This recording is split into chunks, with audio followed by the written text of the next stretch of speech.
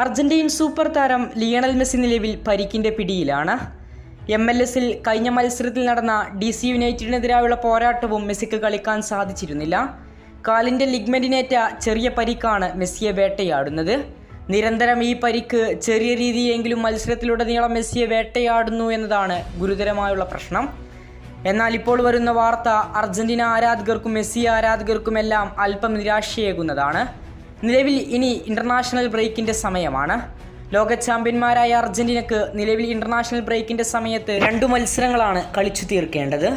Super താരമായ Messi ഈ ടീമിൽ ഉണ്ടായേക്കില്ലെന്നാണ് റിപ്പോർട്ട്. പരിക്കു കാരണം മെസ്സിക്ക് 2 മത്സരങ്ങളും നഷ്ടമായേക്കുമെന്നാണ് അർജന്റീനയുടെ പ്രമുഖ ജേർണലിസ്റ്റായ ഗാസ്റ്റിൻ എഡിയോൾ അടക്കമുള്ള പ്രമുഖർ റിപ്പോർട്ട് ചെയ്തത്.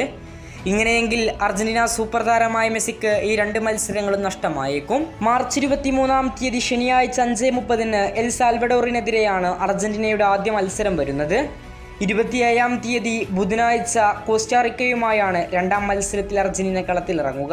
പരിക്കുള്ള സൂപ്പർ താരമായ ഡിബാലയെ നേരത്തെ തന്നെ ടീമിൽ നിന്ന് ഒഴിവാക്കിയേക്കുമെന്ന് റിപ്പോർട്ടുകൾ വന്നിരുന്നു. എന്നാൽ മെസ്സിയെ ടീമിൽ എടുക്കുകയാണെങ്കിൽ പോലും മെസ്സി മത്സരം കളിച്ചേക്കില്ലെന്നാണ് പ്രമുഖ ജേർണലിസ്റ്റായ ഗാസ്റ്റിൻ എഡിയോൾ വ്യക്തമാക്കിയിട്ടുള്ളത്.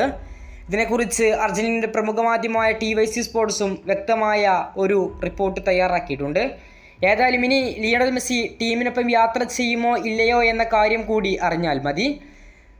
ഇന്റർ മയാമിയുടെ പരിശീലകനായ ഡാറ്റോ മാർട്ടിനെയും ചില കാര്യങ്ങൾ വ്യക്തമാക്കിയിട്ടുണ്ട്. ഇനി സൂപ്പർ താരമായ ലിയണൽ മെസ്സി തയ്യാറെടുക്കുന്നത് കോൺകകാഫ് ചാമ്പ്യൻസ് ലീഗിൻ്റെ ക്വാർട്ടർ ഫൈനൽ പോരാട്ടത്തിന് വേണ്ടിയാകുമെന്നാണ്. അങ്ങനെയെങ്കിൽ മെസ്സി ദേശീയ ടീമിനൊപ്പം കളിക്കില്ലെന്നാണ് അദ്ദേഹവും വ്യക്തമാക്കുന്നത്. കൂടുതൽ ഫുട്ബോൾ വാർത്തകൾക്കും വിശേഷങ്ങൾക്കും വേണ്ടി ഇപ്പോൾ തന്നെ സ്പോർട്സ് മെനിയ എന്ന നമ്മുടെ ചാനൽ മറക്കാതെ സബ്സ്ക്രൈബ് ചെയ്യുക.